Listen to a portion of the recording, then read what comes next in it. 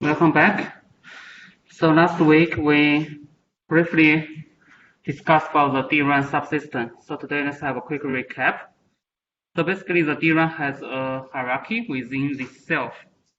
And we have this memory channel, basically data bus, talk between the DRAM and the processor. And typically for the DDR interface, it's like 64-bit wide memory channel. And then here, this circuit board you see here, this is DIMM, D-I-M-M, during the memory module. And then you can have like 8 chips assembled on this module. And then within each module, you may have like a front side and back side, you have 2 ranks. And within each rank, you may have 8 chips. And then within each chip, you may divide that into banks. And in this example, it's 8 banks. It can be other number. But in this particular example, it's 8 banks. And then after the bank, you can divide that into rows and columns. And then this can be very large. So for example, here we have 16 rows, 16K, 16,000. Should be 16 times 1024. So 16K rows and then 16K columns. So this is like one bank. And then let's continue the discussions for today's lecture. So within the bank, actually you can cut or partition that into smaller blocks. And typically in the DRAM, the terminology we use is called a mat. And you can think that's a sub-bank. So here, for example, here, we can have like the mat size. Actually, it's more like a sub-array size. For example, 1K by 1K. 1K, is 1024 by 1024. So that is like 1 megabit. And then one bank, for example, you can have like a 16 by 16 mats. So in total, you have this 256 megabit bank. So here, for example, this is taken from the real chip, and you can have one bank. Within the bank, you may have this small mat here. It's pretty small. So if you look at the mat, then it's basically the smallest module or smallest block. You can define the word line and then the bit lines. So on the word line side, we have the decoder. On the bit line side, we will have the mux and also the bit line sense amplifier. So this is the typical organization of the DRAM. And then the smallest block is called this mat. Okay, so then let's move on to talk about some DRAM interface protocol. So you may have heard this DDR before. This is the standard of the I/O, the input and output interface. And DDR is short for double data rate. So what does this mean? So here we show one example. If this is DDR DRAM, so from the DRAM array or the DRAM chip, we have some internal clock frequency. So the internal clock frequency in this case is 200 megahertz. And this is a typical number. So internally, within the DRAM, the clock frequency 200 megahertz. But you want to improve the bandwidth at the I/O beyond this 200 megahertz. So what you can do is to burst the data as an I/O. What does this mean? So here, this is the internal clock. And then here we have the I/O clock.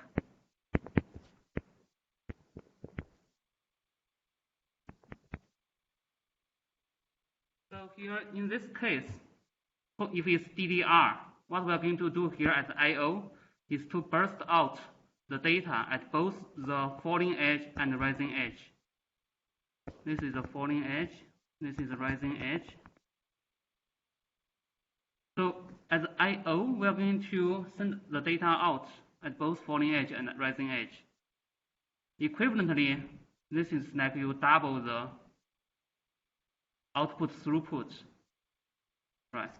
Because in the internal DRAM array, your clock frequency is 200 megahertz. That can translate to 200 megabits per second. But as I/O, if you burst out the data, both falling edge and rising edge, then you can double the data rate. So that's why this is called DDR, double data rate. So the trick is at I/O, the clock, you fetch the data or you burst the data out at both edges. Internally, you only fetch the data at the rising edge, for example. But at I/O, you do at both edges.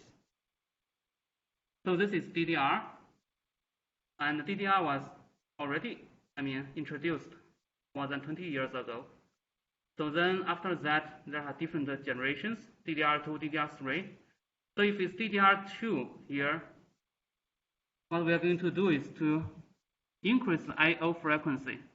So internally, clock is still 200 megahertz. But I/O, here we're going to increase that to 400 megahertz for the I/O. So then equivalently, you can further double the rate. Now, because I/O is 400 megahertz, then the bandwidth increased to 800 megabps. And then you can do this for more data rate doubling, like DDR3. Internally, still is 200 megahertz. And then I/O, you can increase I/O frequency to 800 megahertz. Therefore, the bandwidth becomes 1600 Mbps. So we will learn later, the DRAM internal clock frequency is almost reached the limit. You cannot do too much about the internal clock frequency. 200 megahertz is kind of the maximum. Of course, you can do a little bit more, maybe 266 megahertz, but it's around that, 200 megahertz, 300 megahertz. We will learn that later. This is because when the DRAM performs the sensing, you need some delay for that sensing to be complete. Therefore, you need a few nanoseconds here for the DRAM. So if it's 5 nanoseconds for the DRAM to sense, then you can translate that to 200 megahertz. You cannot do too much here. You cannot improve the internal clock frequency too much. What you can do is only through the I/O. So any questions here? So the internal clock frequency is you can say it's a bottleneck, but you can play the tricks at the I/O to increase the bandwidth. You cannot improve the latency. You still need to wait for a few nanoseconds to read that data. But you can improve the bandwidth. I will talk about that in the next slide. So you need to understand the difference between latency and bandwidth, right? Latency, like you're driving on the highway, right? The speed of your car is your latency. But how many lanes you have on the highway is the bandwidth, right? So then let's look at the more concrete example here. So essentially what this DDR interface does is to do this so-called prefetch and burst out. So here, for example, again, the internal clock core frequency is 200 megahertz, and we will see that later. This is a 5 nanosecond clock with a 2.5 nanosecond CSL pulse. We will look at this later from the timing diagram. But basically, there is a pulse called CSL pulse with a duration of 2.5 nanoseconds, and there will be 2.5 nanoseconds for the spacing between two pulses. And then let's say if a modern CPU require a system level bandwidth. This is bandwidth. Bandwidth in here the unit is gigabyte per second. For example, it's 12.8 gigabyte per second. And then if you translate that to a 64-bit DIMM, because as we discussed earlier, this DIMM has 64-bit wide data bus. So then you need to do a simple conversion. Well, 12.8 gigabyte per second, that is 12.8 times 8 if you convert to gigabit per second, right? And then here we have this unit Mbps per pin, because we want to translate that to each pin, because you have 64 bits wide channel, so you have to divide by 64. So that gives you this 1600. That gives you this 1600 Mbps per pin. So each pin gives you 1600 Mbps. And this can be realized by a DDR3 interface. Why is that? As we discussed in the previous slide, DDR3, if internal clock is 200 MHz, and then DDR3 can effectively realize 1600 Mbps. DDR3, you can think that DDR1 is to double. That means 200 times 2 becomes 400. DDR2 is another double. So 400 becomes 800. And DDR3 is 800 become 1600. So this is how this interface can provide this kind of data rate or the bandwidth at the system level. So let's look at how this DDR3 is really realized. So here the key concept is the prefetch. Because here this is internal clock. For example, this is internal clock. And you need this like 5 nanoseconds for the 200 megahertz. So what you are going to do, this is for per pin. This is like a I/O pin here down to the bottom. This is one I/O pin. So what you are going to do is here to prefetch 8 bits in parallel within this 5 nanosecond. So you can read more bits out from, for example, different chips or different banks. So you can prepare those 8 bits in parallel, and they are ready as the buffer, as the I/O buffer. And then you can burst out those 8 bits within this 5 nanoseconds through the I/O, because I/O has higher clock frequency as we discussed earlier, and also I/O will burst out at both the rising and falling edge. So essentially you get 8 bits prepared in parallel, and then you burst those 8 bits out as the I/O.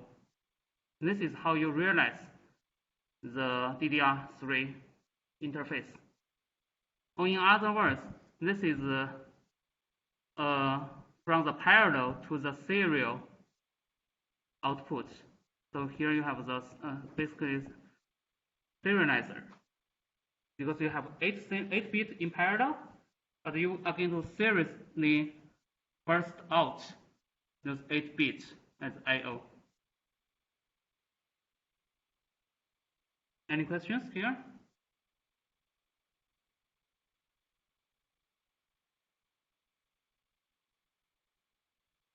Yes. Simultaneously for those 8 bits here.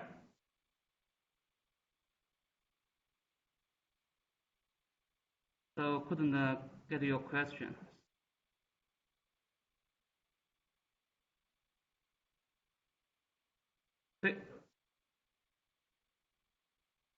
So this is serially right here. Those 8 bits are in series. Here, when you do the prefetch, they're in parallel. After you do the prefetch, you have 8 bits already ready in the buffer, and then you're going to do the serial readout from the buffer, but with a higher clock frequency. Right, so you get those 8 same 8 bits in parallel, and then they are ready in the buffer. There must be a buffer, and then you are going to sequentially read out from this buffer, but with a higher clock frequency. This is for one pin, and you have 64 pins on the DIMM, that module. You do those 64 pins in parallel. Okay, let me see if there's questions from online.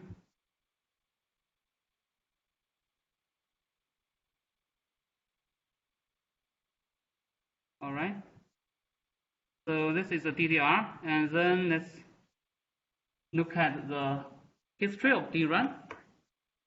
So DRAM actually was invented 1966 by Dr. Robert Dennard, and he is a well-known person in this field. One of the contribution is the DRAM, and he invented the one transistor DRAM at that time. And also he is well known for the Dennard scaling law. And this is basically there is a scaling law based on the geometry of the transistor. And he predicted that when he was at IBM. And then actually the 1T1C DRAM that we use today can be traced back to this first product, MK1496. I believe it's 1T1C and 4 kilobits. But the VDD at that time is pretty large, like 11 volts. So this is the first generation of the DRAM, and the access latency is like 300 nanoseconds. And after that, DRAM has gone through this exponential scaling trend, as predicted by the Moore's law. And here, this is the minimum feature size. And as I discussed in the previous lecture, the DRAM guys and the NAND flash guys are more honest in the technology node. So the minimum feature size on the DRAM cell is the same as F we use for the technology node definition for the DRAM. So the DRAM's technology node has gone through this scaling, and for today's 2020, the DRAM feature size is about 14 nanometer, 14. So it's around that, it's around this number. So it's not 10 nanometer yet, but it's getting close.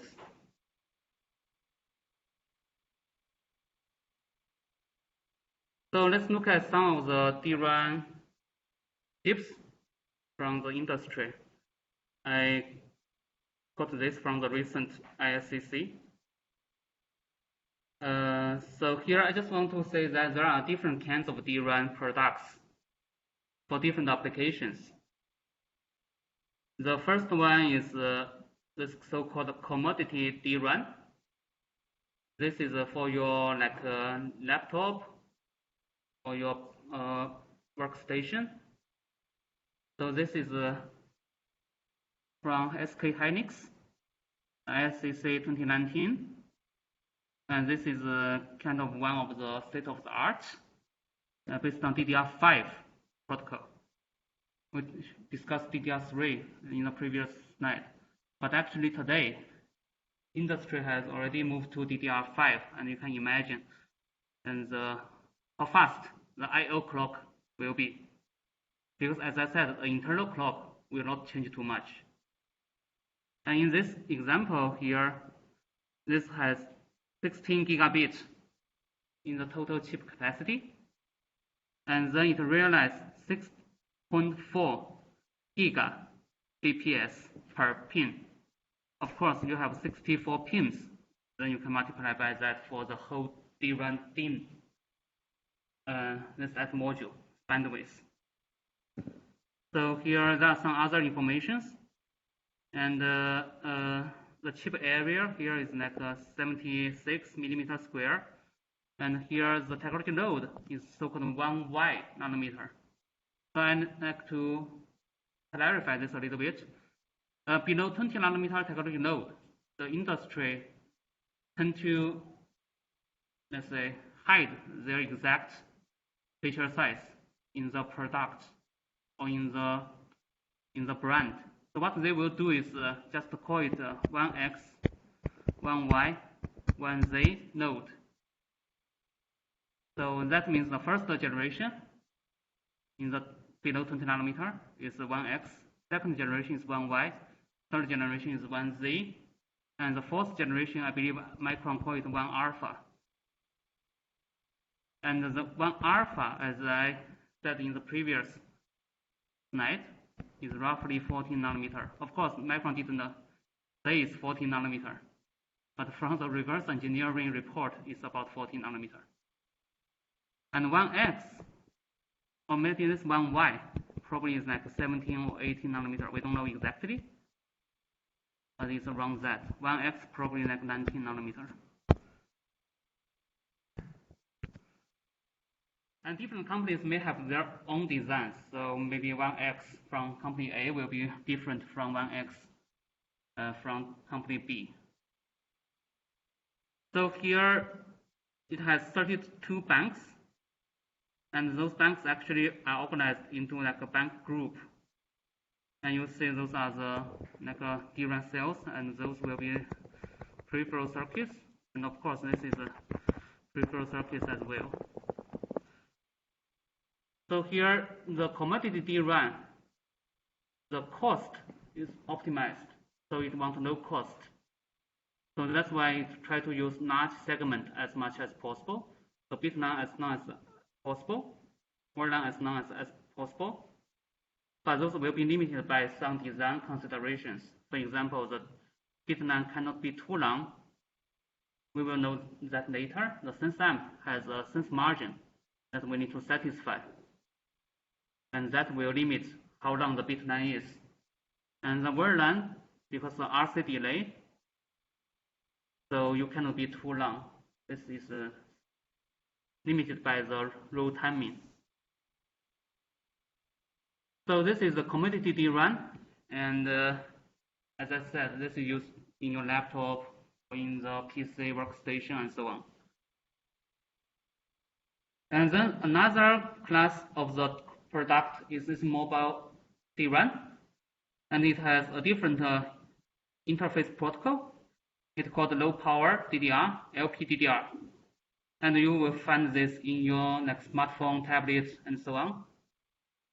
So this is optimized for the low power in both standby and active power because of mobile applications. You want to extend your battery lifetime, right? And this is from Samsung ISCC 2021. This is a state-of-the-art LPDDR5 product.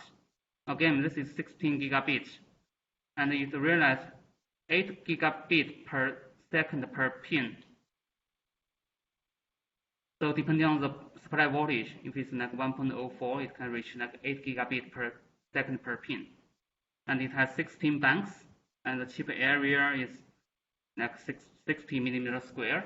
And this is the third generation DRAM process. That means this is 1Z process. So the LPDDR, you can find that the bit length and word length may not be that long, and you want to also reduce the leakage power, so you can power off the unused blocks to minimize the standby power. So here again, the optimization target is low power. Therefore, you can accept a little bit increase in the cost.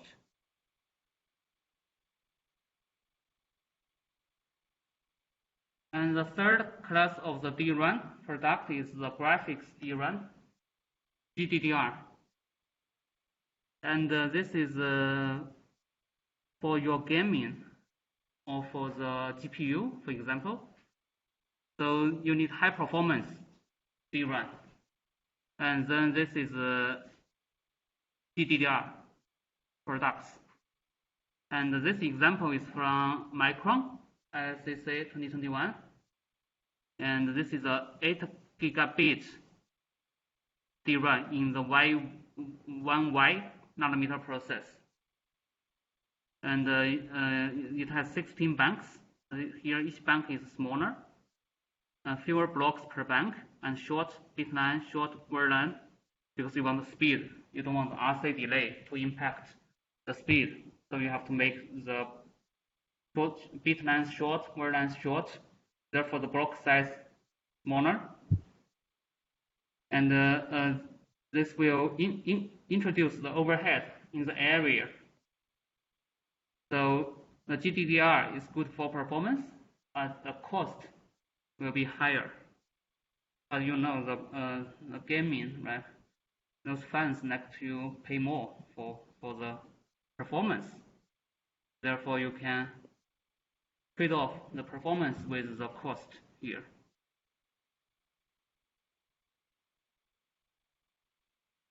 And here is a summary of the DRAM like the bandwidth trend.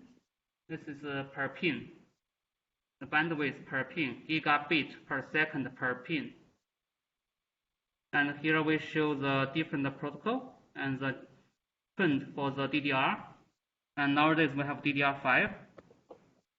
DDR5 is 6.4 Gbps per pin.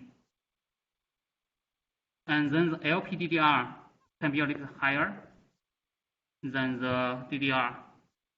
And then the GDDR is much higher.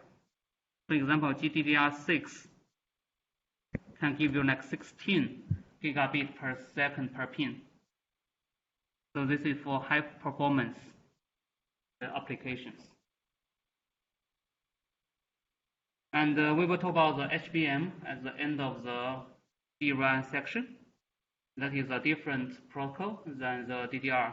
HBM is high bandwidth memory, and that relies on the stacking of the three-dimensional 3D DRAM. So this is for two-dimensional DRAM so far. The DDR, LPDDR, and the GDDR. And here another graph to show the trend. Here I highlight the HBM on the same graph. So you see the DDR, LPDDR, GDDR in terms of the bandwidth. And here this is at the system level. So this is not per pin.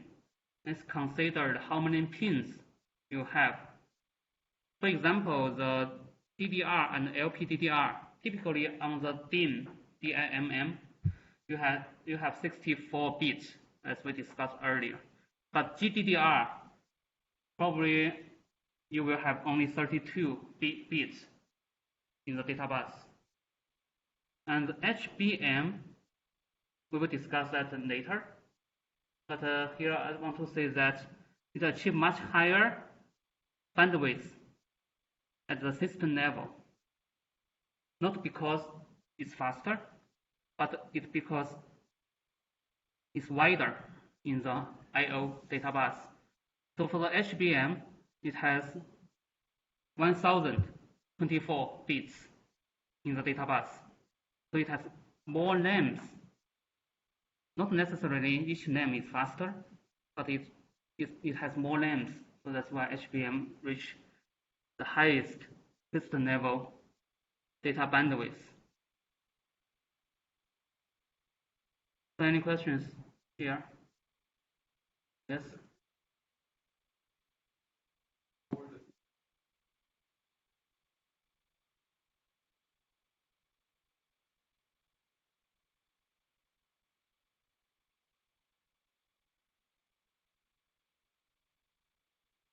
You mean that's an X here?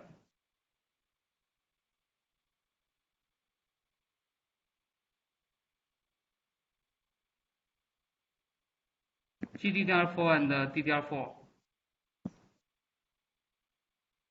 Okay.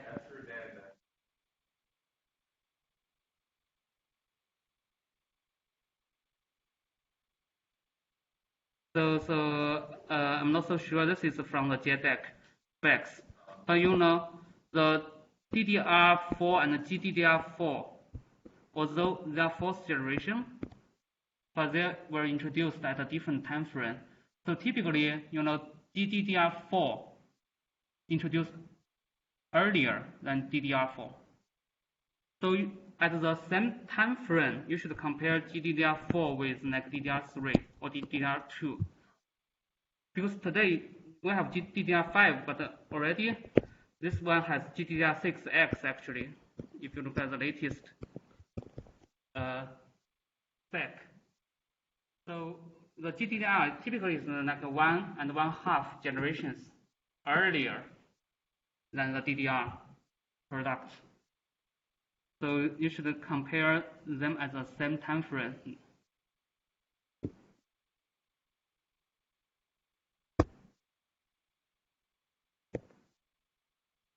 Okay. Yeah.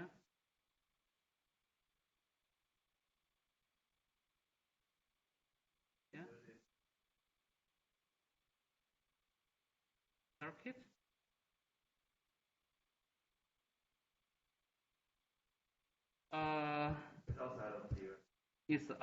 It can be integrated on the DRAM chip. The DRAM should have the, for example, as edge. For example, here this part you should have the this serializer here somewhere here. On the DRAM, like Prefetch is already happened within the DRAM chip. At the circuit board level, you're talking about this DIMM. So here you just have a max controller to select which DRAM to give you that. So you don't do that serializer at the board level. So that is already been prepared at the DRAM chip within the chip. And then here you just select which chip to give you that 64 bits.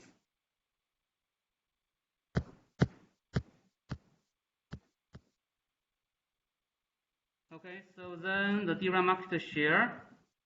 Actually, this is if you look at the semiconductors, if you look at each category, DRAM has the largest market share among all the semiconductor business. If you look at a single like a product, DRAM has the largest market, and 2020 is about 67 billion. It's a little bit higher than the NAND flash. And DRAM actually is a very consolidated industry. Only 3 big players in the field, and Samsung is number 1, and SK Hynix is number 2, and Micron is number 3. So those 3 big players dominate the market more than like 95%. And there are some small companies from Taiwan offering some like low-end product.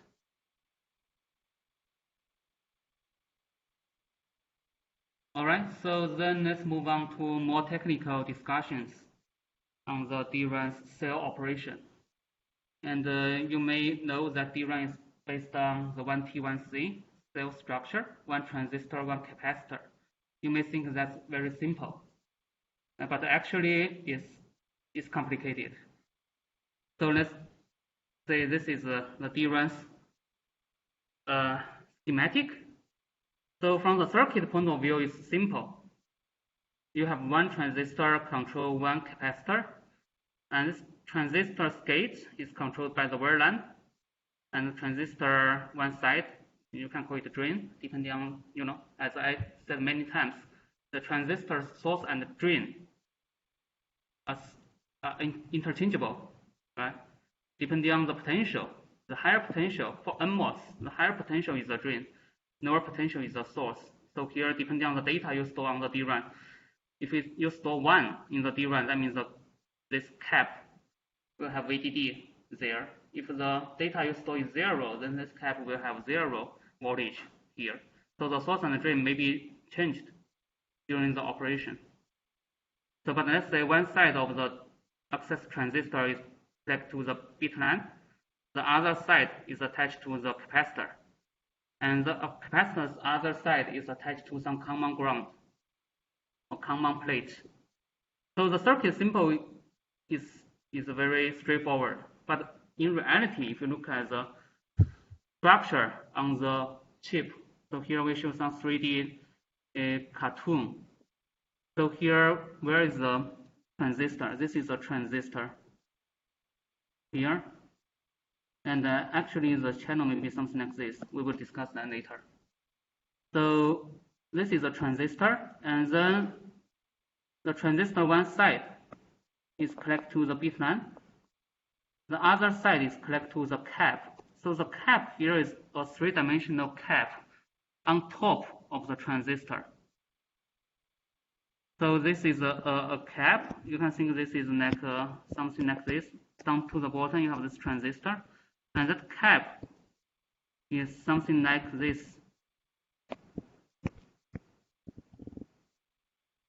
If you think this is a cap, of course, in the circuit symbol, you draw it like a plate like this. But actually, on the chip is a cap like this.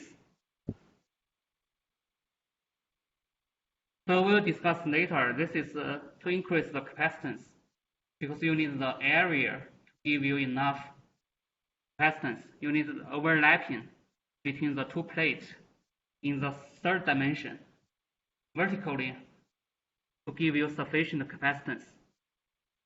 So this is the DRAM, and then of course you have word line and then bit line down to here, I believe. So here you have the bit line, and word line should be in this in and out of the plane. So this is the DRAM cell, and then DRAM's peripheral will have the peripheral transistor for example, your sense amplifier, decoder, and so on. So that will be on the DRAM's peripheral. And DRAM's peripheral, the transistor size will be much larger than the cell transistor in the array. So cell transistor is those transistors in the array, and then the peripheral transistor is a transistor in those peripheral circuits. So this is the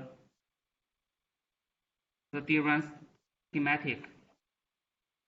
So the important thing here is that you should know the DRAM, the capacitor, is built on top of the transistor, and it's a very tall, like a U-shaped capacitor. So here we show some real reverse engineered microscope image from Samsung 28 nanometer DRAM from this company. Then here this exactly resembles the schematic in the real chip. And this part is the cell array, and down to here you have those transistors, and then here you have those caps, very small but very tall. And then on the side here as a peripheral transistor, and then you have some contact with the outside as a probing pad. So here this is the DRAM structure. Any questions? Okay, so then let's look at the DRAM structure in more details. So here let's have a few definitions.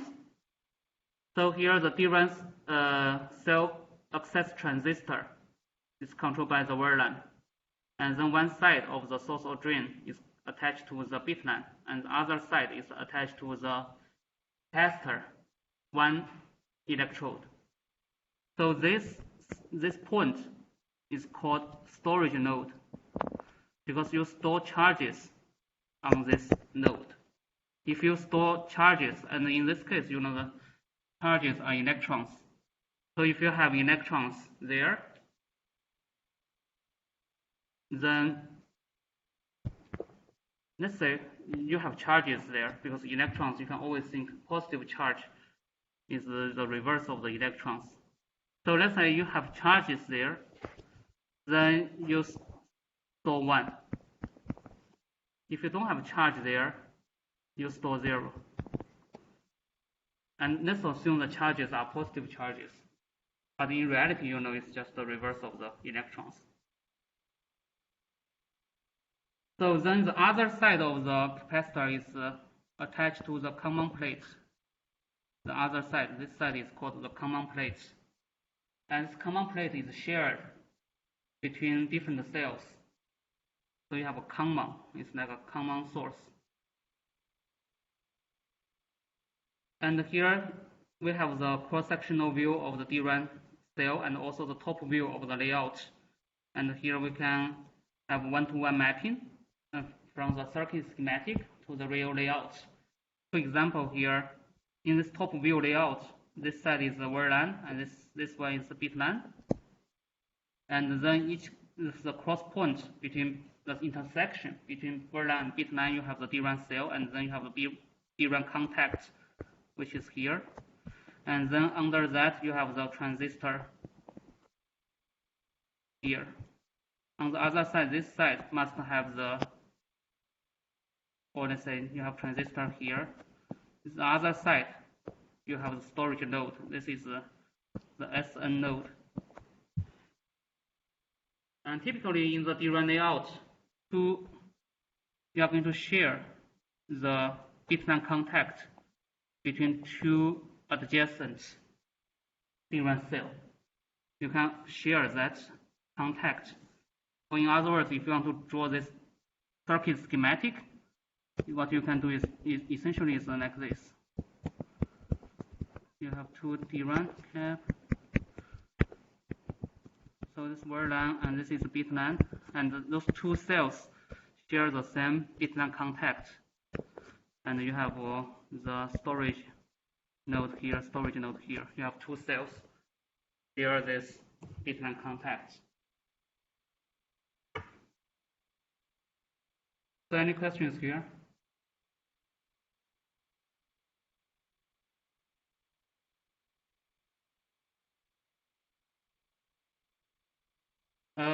Can we independently select? So that's a good question. I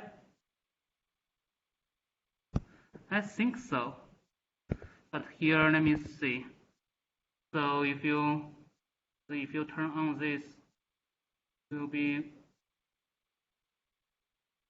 We will discuss that in the DRAM array. I think you have to consider this is a open bit line architecture or folded bit line architecture. We will go to that point later. This depends on, not only depends on those two cells, depends on how you organize the DRAM into one array. But in principle, yes. We'll discuss that more in a minute. So here, let's talk about how we read out the data from DRAM. So the first important concept is this charge sharing. So when we read out the DRAM, we are going to perform a charge sharing process between the DRAM capacitor and the bit line parasitic capacitor. So what does this mean? So let's assume that you want to read out the DRAM. Let's say this is your DRAM, and here let's assume it stores 1.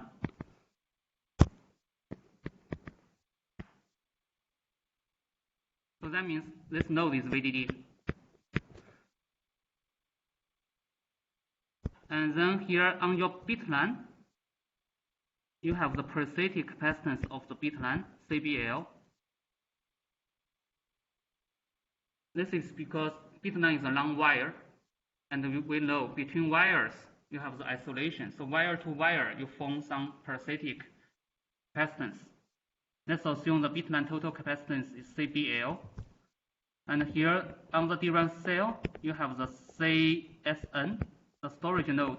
This is your DRAM capacitor that you intentionally built on the chip.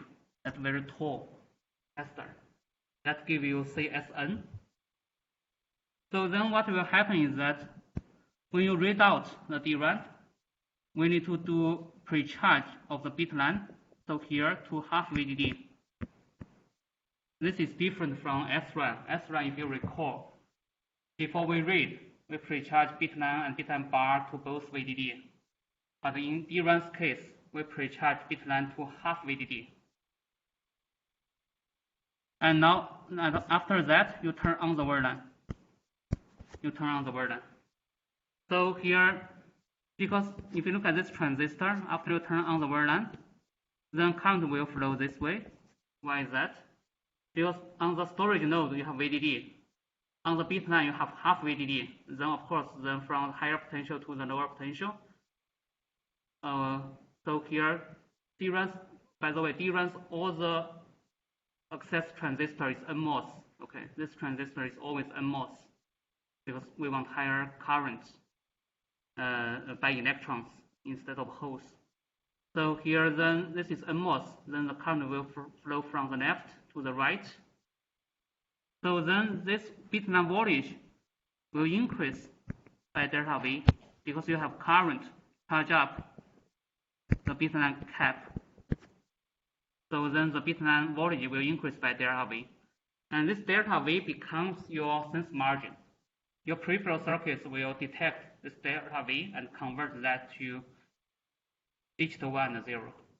If the delta V is positive, then your sense sample will detect it and convert to 1. If the delta V is negative, then the sense sample will detect it and convert to 0. So let's look at the equations here. We want to derive what is this delta V. So here you can consider this simple model. You have a storage cap, CSN, and the parasitic cap, CBL, and then you have this access transistor. Before the word line turned on, those two transistors are decoupled, isolated, but you can get the total charge of this system, right? Initially, for example, here in this case, we store VDD on the VSN. This is data 1. And the bit line, as we discussed, we pre-charge to half VDD. So the total charge here will be the CSN times VDD. This is this side. And then on the bitline side, you have CBL times half VDD. So here you have the total charge summed up like this. And then after you turn on the word line, so this will be collected. So you have, as we discussed, you have the current flow this way. So that means you transfer some amount of charge from the VSN to the VBL. But when the charge sharing is complete, then you will have equal potential of the VSN and VBL. Right? Because at the end of the charge sharing, if you have equal potential of this transistor, there's no current flow. So that means it's reached the equilibrium state. So then you can have a, let's say, VBL prime. This is after the charge sharing is complete. So you have the same VBL prime on both sides. So then the total charge will be CSN times VBL prime plus CBL times VBL prime, right? And you know the charge is the same before and after, right? The charge will not go anywhere in the system. So you have total amount of charge to be equal. So that's why you have this equal symbol there. So here from this equation, you can solve for what is the VBL prime. This is after the charge sharing.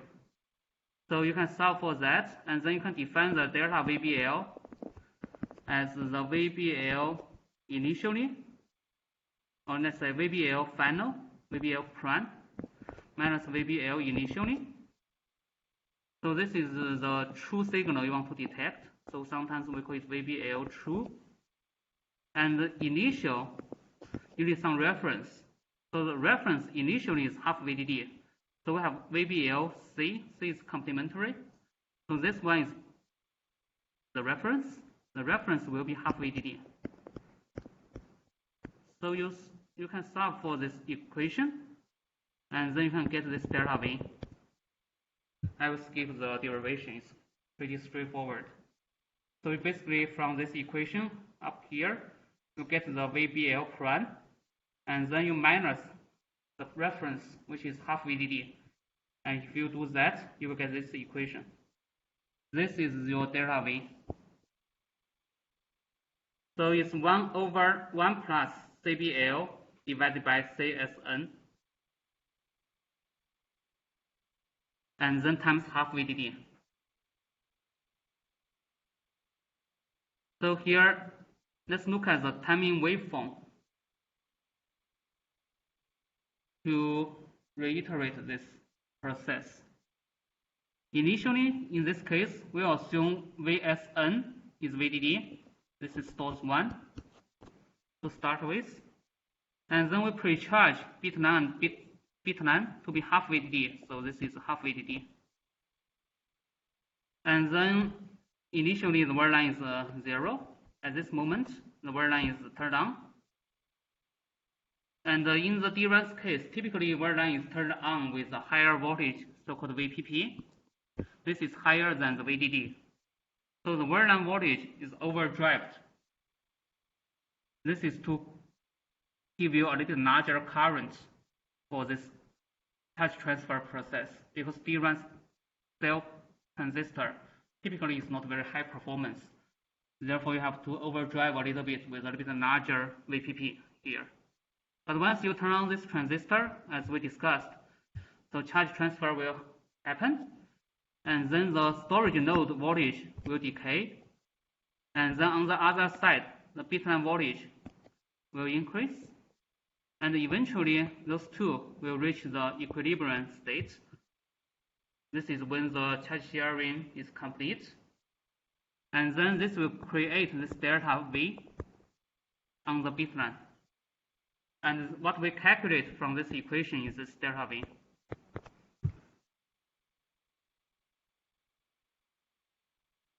And from this equation, you can see what matters here. This ratio CBL over CSN will matter. Of course, we want a larger delta V to have a larger sense margin. If you want a larger sense margin, then you look at here. Which one do you want to be larger? CBL or CSN? If you want to have a larger sense margin. Any guess here? Which one should be larger? You want this one to be larger, the storage node capacitance to be larger than the CBL. So the CBL is parasitic cap. This is not what you want. What you want is the CSN. This is the storage node capacitor that you intentionally built on the chip. So you want this one dominates.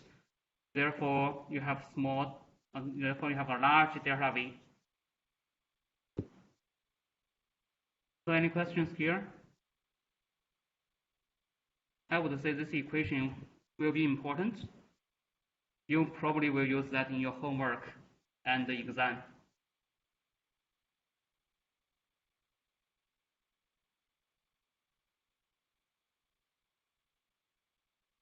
No, so when you turn on the DRAM, you only turn on one row and one column.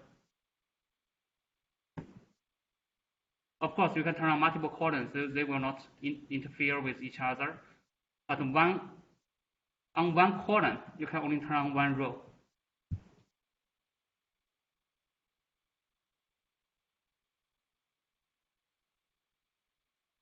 We have some question from chat. The bandwidth is directly related to the frequency. The answer is yes or no, right? As we discussed before, the bandwidth depends on two factors. One is frequency, one is the width of your data bus. Right? And we have this analogy before. It's like the bandwidth of your highway system. The bandwidth does not only depend on how fast you drive, but also depend on how wide, how many lanes you have on the highway.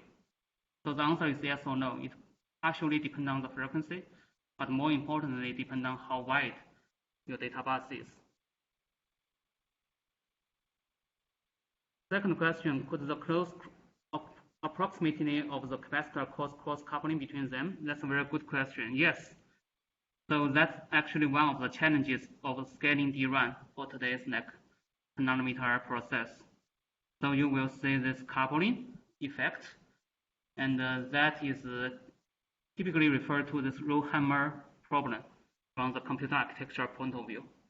If you activate one row very often, then the neighboring row will suffer from this coupling, and the neighboring row will lose charges.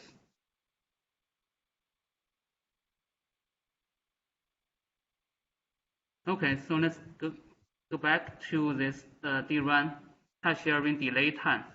So here from this timing diagram, you see we need to wait for some time for this charge sharing to complete. And this delta t can be solved by the differential equation. First order RC circuit. I will not go into the details. I hope that this is straightforward to you. So basically, what you can do is to estimate the first order RC delay from this circuit. And you can assume the access transistor channel has certain resistance RT. And then you have two capacitors.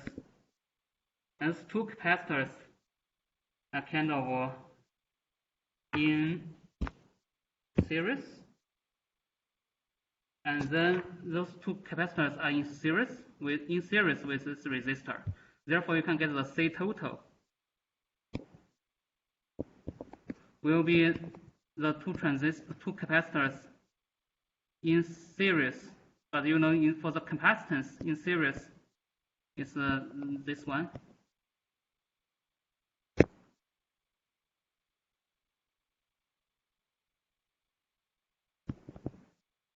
CSN, CBL, and CSN and CBL. So basically, you have the C total and the R total. And then from the RC equation, you know this is the waveform will have this exponential increase or decay. But you can get the characteristic time. You can get the time constant, basically R times C, total C. That gives you the tau. And then if you want 97% of the voltage swing in that charging process, right? The charging, you know, for the bit line is charging. And for the storage node, it's decaying, right? So, but let's say if you want 97% of the charging to be complete, then you need to wait for 2.3 tau. This is from this first order RC circuit. So that's why you have to wait for some time for the sensing. So the drive current, if not large enough, therefore you have some series resistance, and then of course you have capacitance, and because DRAM cap is large, therefore the RC delay will give you like a few nanoseconds. This answers the question earlier. We say that DRAM internal clock frequency is limited to that 200 megahertz or 300 megahertz, because you have to wait for this delta V to be developed on the DRAM cell. So you have to wait for that 2 nanosecond or 3 nanosecond for this one to happen. Therefore, the internal clock frequency is limited with that range.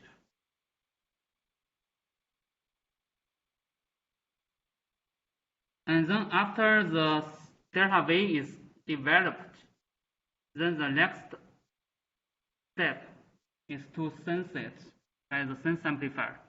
So as edge of the array, we should have the sense amplifier. And the simplest sense amplifier will be this one. This is the same as what we show in the S-RANS section. So it's a latch-based sense amp. So here you have a cross-coupled inverter. And this inverter is controlled by the sense enable signal. So you have NMOS down to the bottom, PMOS to the top. So then the sense amp enable and the enable bar will control this NMOS and PMOS to ground and VDD respectively. So here the DRAM only has one bit line, but actually you need a bit line bar. But here we don't want to call it bitline bar because we don't want to confuse that with SRAM. So what we do here is to call the DRAM's bitline to be the bitline true signal, and then we should have a bitline complementary as a reference. Because here this sense amp will be differential input, so we still need two bitlines. And one is bitline true and one is bitline C complementary. So that's those two sides of the sense amp. And as we discussed earlier, before word line is turned on, this is pre-charged to be half VDD, right? And both sides will be half VDD. At this moment, this is doable because here sense amp enable is off. So the cross-coupled latch is disconnected to the ground of VDD. Therefore, you can have this metastable point because it does not flip. It should maintain this VDD and VDD, half VDD and half VDD, because this is off. So you don't have the charging or discharging path for the cross-coupled inverter. So this is an initial state. But as we discussed earlier, in the charge processing in the charge pairing process, so what will happen is that this, for example, if this stores 1, then it will charge up the bitline. So bitline will become half VDD plus delta V.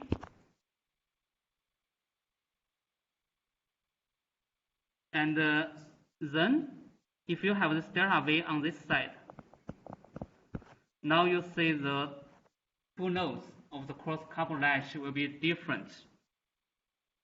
Now it's a good time to turn on the sense amp enable. So when you see this delta V between those two sides, then you turn on the sense amp enable.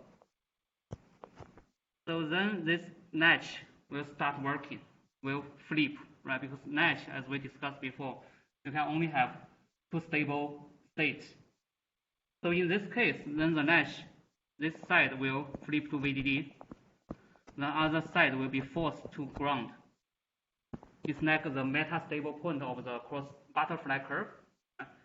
And then once you enable that, then it's like you inject some noise to the right-hand side with a positive voltage. Then the right-hand side will flip to VDD, and the other side will go to ground.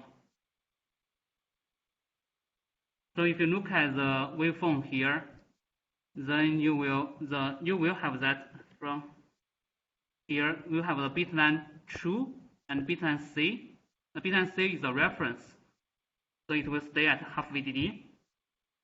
But after you turn on the sense amp enable at this moment, then the bitline true will be forced to VDD, and bitline C will force to ground.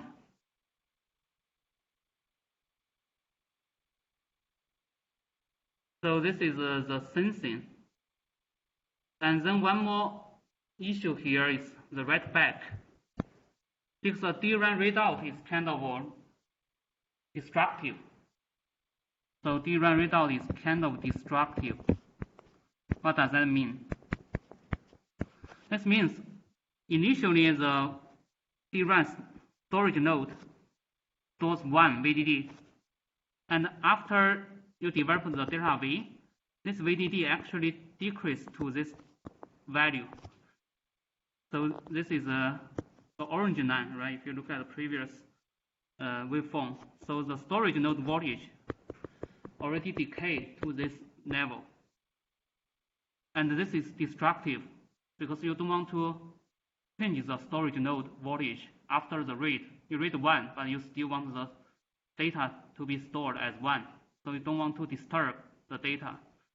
But then we need to recover this because it already decays to this level. So we need to write it back. And fortunately, in the DRAM process, it has a automatic read-back process. Why is that? So here, when the sense amp force the bit line to be VDD, then this bit line will charge back the transistor. So you think about this. So on this side, you have the sense amp, right? This sense amp will force this go back to VDD. And this VDD will charge back the cell because at this moment, still word line is turned on, word line is high. So then this one is lower than VDD already, but we want to recover that. So here this VDD will charge back the storage node. So this voltage will increase. So here we show the orange line here. The storage node voltage will also be charged up. And then eventually it will go back to VDD. And now you can close the word line because the sensing is complete and also the data is recovered. Any questions? It's a little bit complicated, although you think DRAM is simple, 1T, 1C. So let's look at the whole waveform so you get a better idea. So here, this is, again, we start from the VDD, if you store 1, and then you pre-charge bit line to be half VDD. Now we turn on the word line.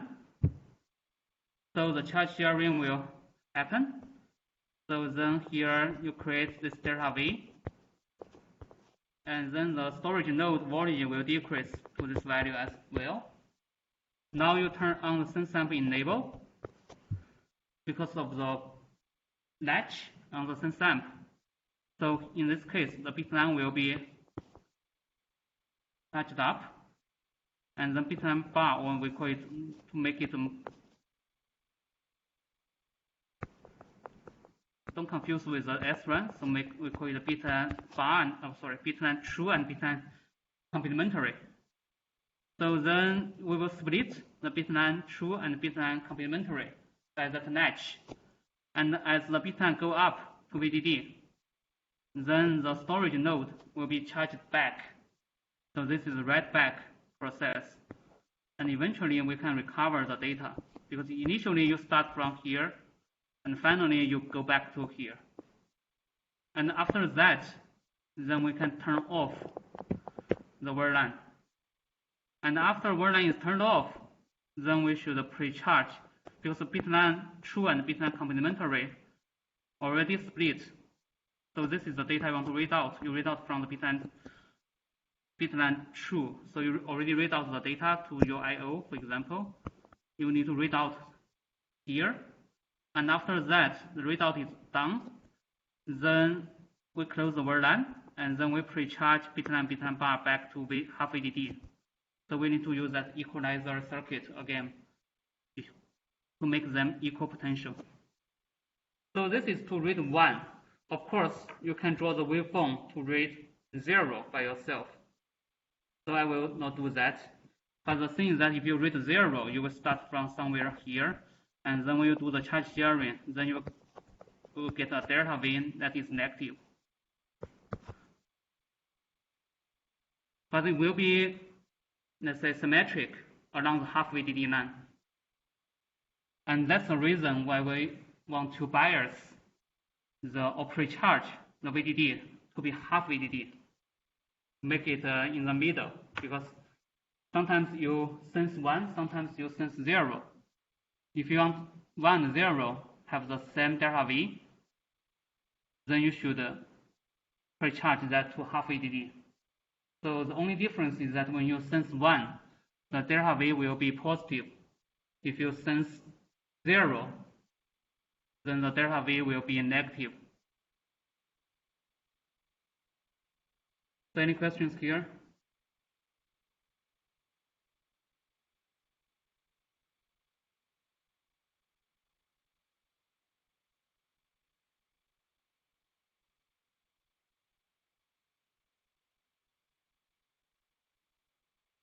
So I mean the readout process is similar among all kinds of DRAM.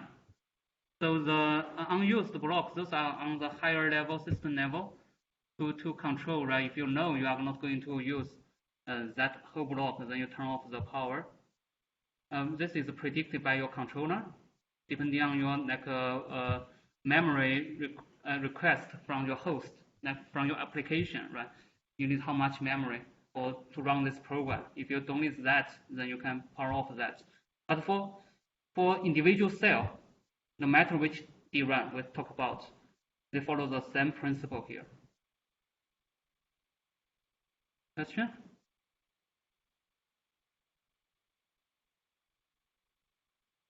Okay, that's a good point. We are going to discuss that in the next, but probably not today. We are running out of time. So we will talk about the data retention later. That's why DRAM is called DRAM. We need to refresh because the capacitor cannot hold the charge forever. Okay, we still have 5 minutes, so let's continue. So I just want to show the peripheral circuits for the DRAM's complete schematic.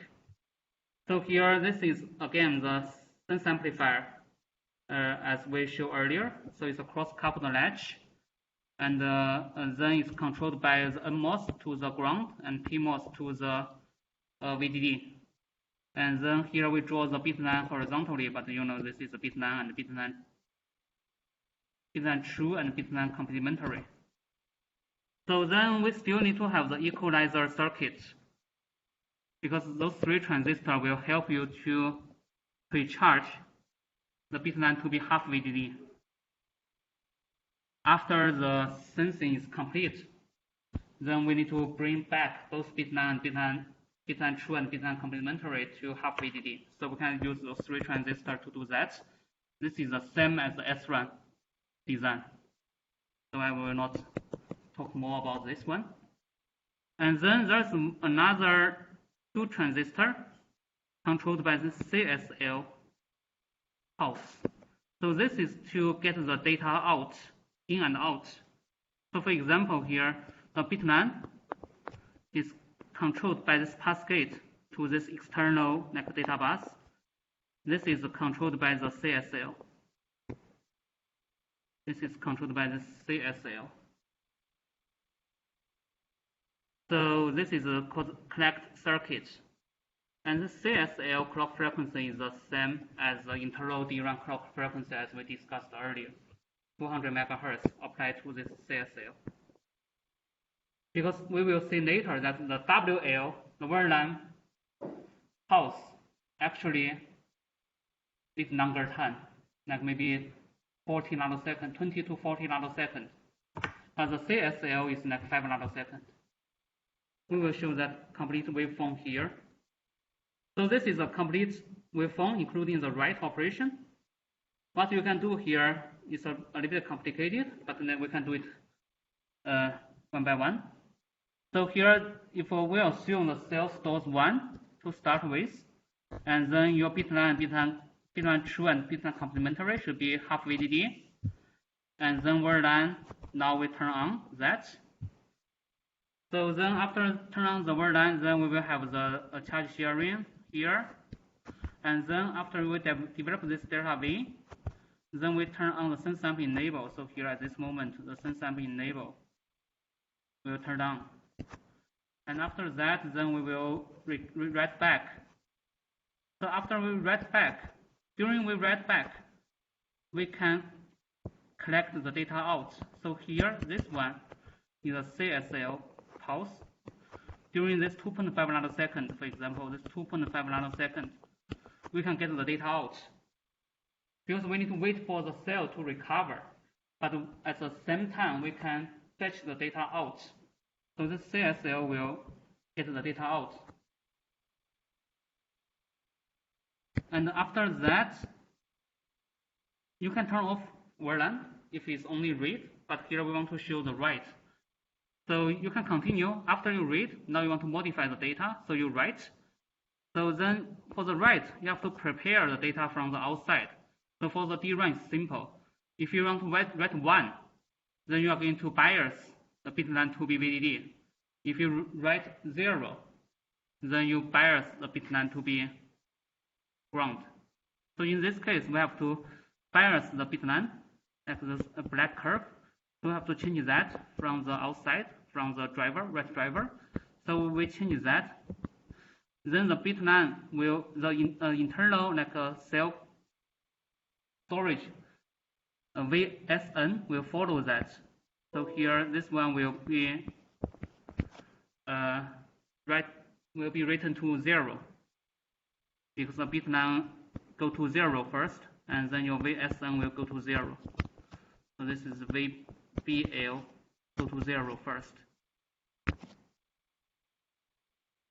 And after the write is complete, then we can turn off the word line. And then after that, we need to enable the equalizer to make the bit-line bar to be, not bit-line, I always say bit-line bar, bit-line true and bit-line complementary to be half VD. So that's the whole cycle. So if you look at the data sheet of the DRAM, there are some definitions of the timing. For example, the TRCD is the timing in those steps here. It's row to colon delay. So basically it's from the address to turn on the row to the data is ready for the sensing at the colon side. So it's row to colon delay. And then the other important one is this TRC. This is row cycle time. This includes a full read and a full write operation. So this is when the word line to be kept on, this TRC time. And TRC typically is like 40 nanoseconds today. So this is longer than the CSL pulse. The CSL pulse, this one, is like 5 nanoseconds. So basically 2.5, there's missing a nano here. It's 2.5 nanoseconds and another 2.5 nanoseconds here. So this is to get the data out. And then this write is to get the data in. And between that, you have a 2.5 nanosecond spacing. So in total, here you have 5 nanoseconds.